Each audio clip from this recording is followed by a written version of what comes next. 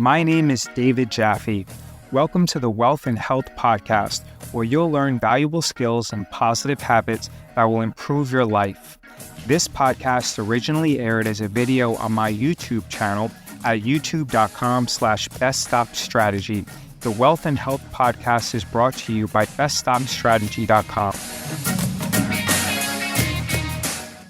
This $10,000 a month deal, passive income, covered calls and stocks by Mark Yegge. A few people have asked me to review this. I have never watched any of his videos before, so I briefly went through this video. I don't feel that he's explained his trading strategy very well, and I'm also pretty confident that this trading strategy could potentially lose money or cause so much stress that it wouldn't even be worth trying. Alternatively, I can almost guarantee that this strategy would underperform the market, as every single covered call ETF strategy dramatically underperforms simply holding the SPY and not doing anything.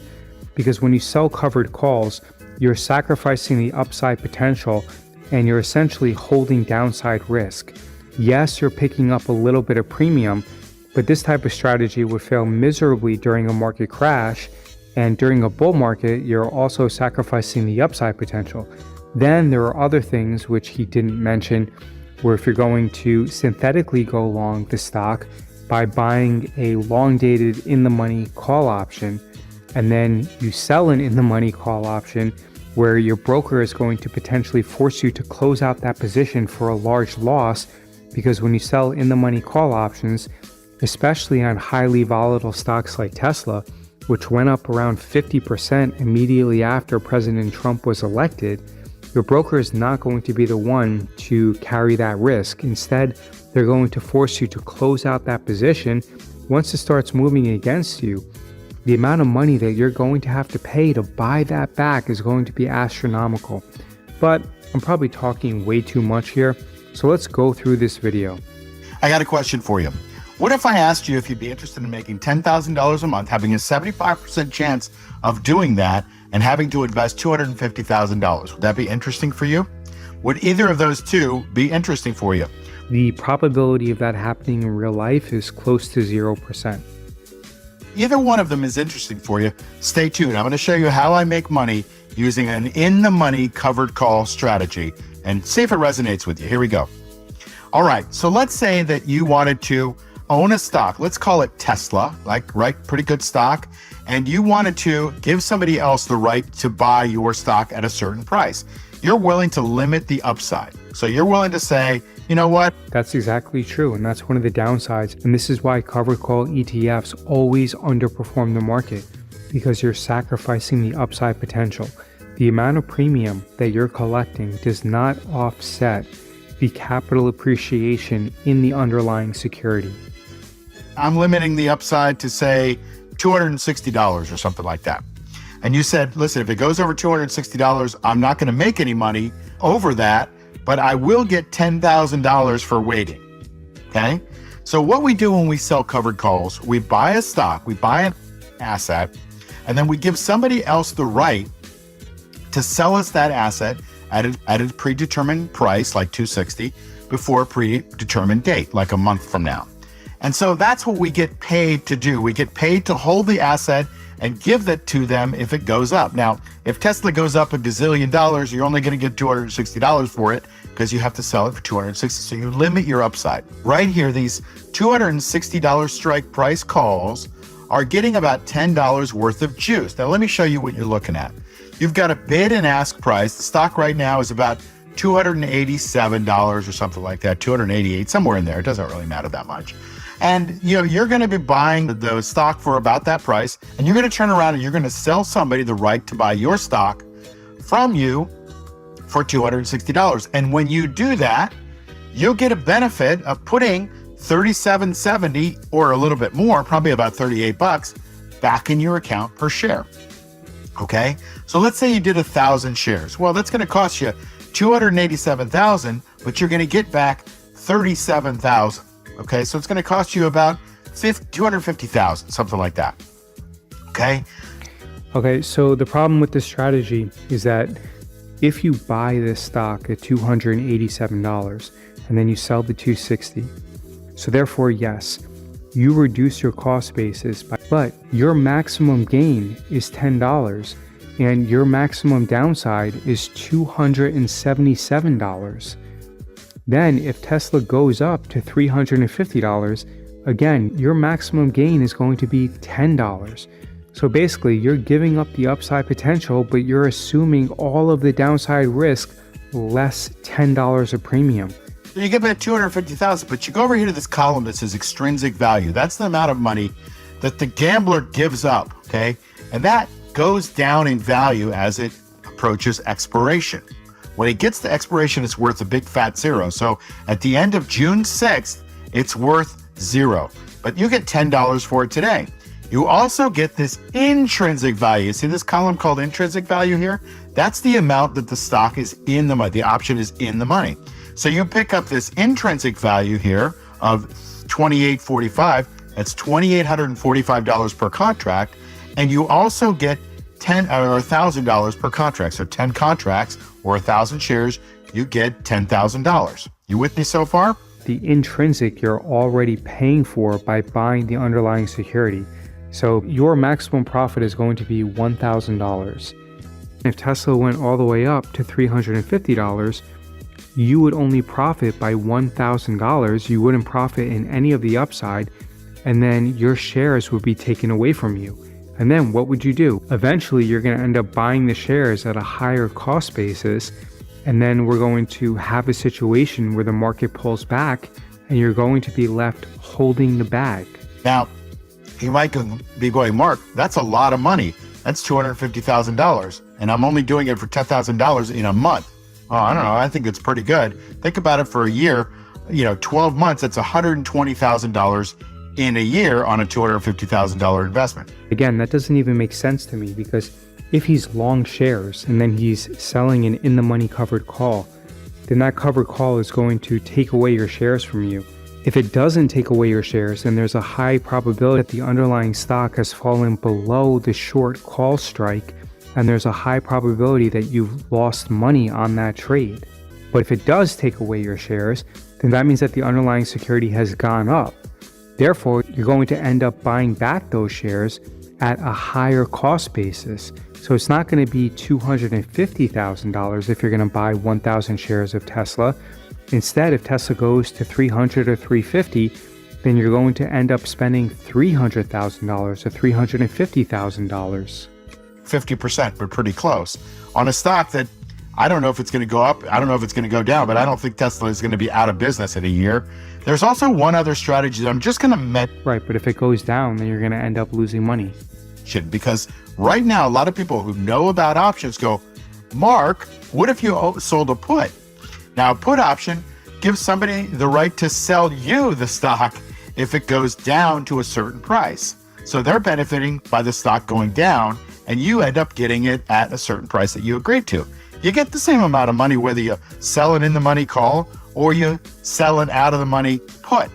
The difference is I get to control when I buy the stock and what price I pay for it. Here, you don't get to control when you buy the stock. You end up buying the stock probably on its way down. If it goes down at 240 and you say, well, I like Tesla anyway, I'm happy to own it at 260 and then I could sell covered calls against it. That's what a lot of people do. They call it the wheel strategy. That works. That's valid. I just don't like the negative mindset that you have to end up owning the stock on its way down. So let's say Tesla has some bad news and all of a sudden you own the stock at 260, but the stock trades at 230. Well, you didn't really get much of a choice. It's very similar mathematically, but it's mindset. It's totally different game. Now I'm going to sweeten the deal for you, okay? And you don't get this option on the put side. Let's say instead of buying the stock at $287,000 for 1,000 shares, instead you went out here and you went to say September 19th and you said, I'm going to go deep in the money. So I'm going to be controlling the same amount of shares, but instead of spending $250,000 or $287,000 in my first example, you're going to end up spending $108,000. So you could spend a fraction of that. You'll buy these 190 strike price calls. So Anything over 190, that's in the money amount, right? So the stock is at 288, above that. So you got some intrinsic value of about $100, and you got to pay a little bit of extrinsic value. That's a cost for owning this, but not having to spend a whole bunch of money. Make sense? So you spend a fraction, less than half of the amount of money that you spent before, but you're still getting the $10,000 in income in the month. How about them apples, right? Now you're talking about $10,000 a month on $108,000 invested. But remember, you're getting back that $37,000 when you sold it. So you're going in the money. You're also getting that $37,000 back. So you're not really spending $108,000. You're spending roughly about $70,000. So you get $10,000 back. Think about that. In 7 months, you pay off the whole position, and you still have all that in the money amount that's got some value if the stock doesn't move at all. So here's the math. Okay, all right. Buying the synthetic is one of the dumbest things I've ever heard. If you're going to sell a short-dated in-the-money call option against a longer-dated in-the-money call option, the problem is that those short calls are going to end up getting assigned, and then you're going to be short 1,000 shares of Tesla at $260. The buying power requirements on those short 1,000 shares of Tesla are going to be astronomical. Remember, Tesla went up 50% in 2 to 3 weeks after Trump was elected. There's no way that your broker would allow you to assume that risk without forcing you into a margin call and forcing you to close out that position, because your broker is going to look at it and think that Tesla could potentially go up to $450. So you're going to be short shares, whereas your long call option is going to increase in value less than you're going to lose money on those short shares. I would say the probability that this type of strategy is profitable at close to 0%. Plus, you will be forced to buy back the short calls every single month to make sure that you weren't assigned. They give you exactly the amounts. But if you buy the stock and you sell somebody else the option to take the stock away from you at $260, you get $10,000. Problem is, you got to spend about $250,000 or whatever the math says here. Okay, and you spend $108,000 and you still get back the $37,000 or so. And so now you're in it for only about $70,000, and you're still getting $10,000 a month. Yeah, again, but the expirations on the options are different, and the margin requirements on the shares versus options are different.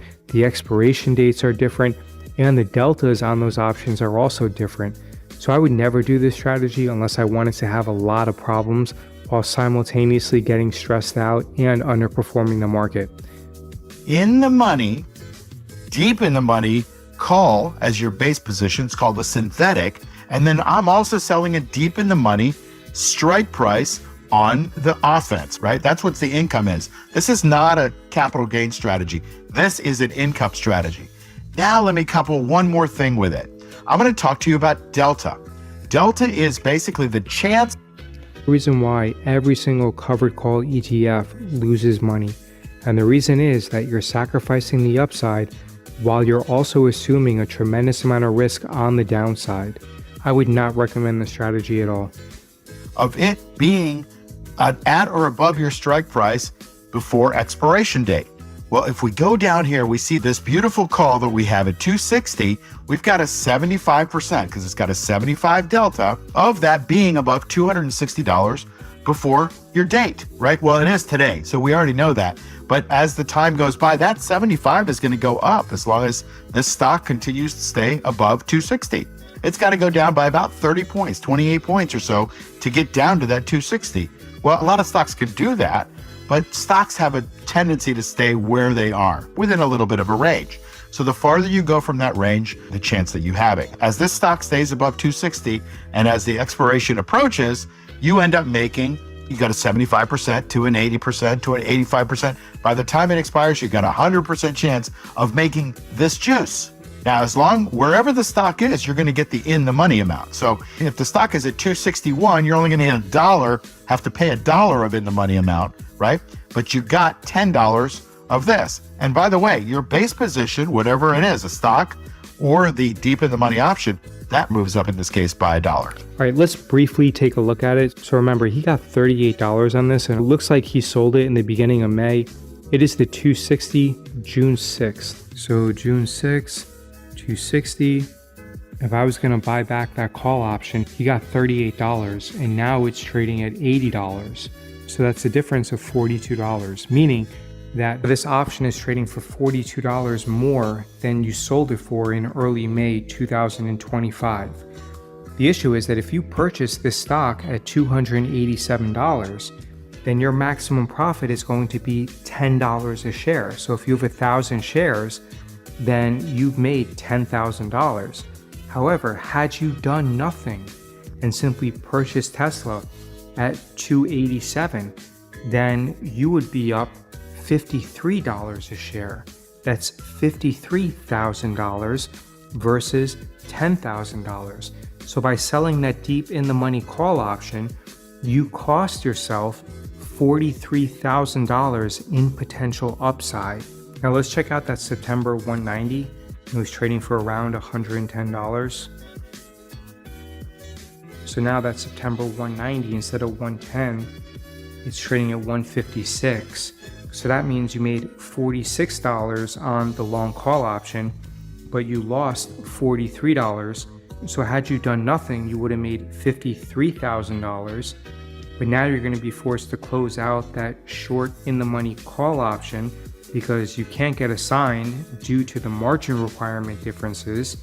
So you've ended up making on a net basis around $300 to $400. Whereas had you simply bought the shares and done nothing, you would be up around $53 or $54 per share. To me, it makes a lot of sense to do $250,000 and get $10,000 a month, or you can do the synthetic and you can get $70,000 invested and you get $10,000 a month. As we've shown you, that's not accurate. Anyway, that's about it. Selling covered calls, especially selling deep in the money covered calls with different expirations, different margin requirements, the possibility of assignment, in my opinion, is not a good strategy. If you have any questions, leave a comment below. And if you like this video, then watch the video that's popping up on your screen right now because YouTube believes that you would enjoy it the most. Visit beststockstrategy.com and submit your email address to receive valuable free training. Please give this podcast a positive rating and review. If you have any questions, visit beststockstrategy.com and send me a message.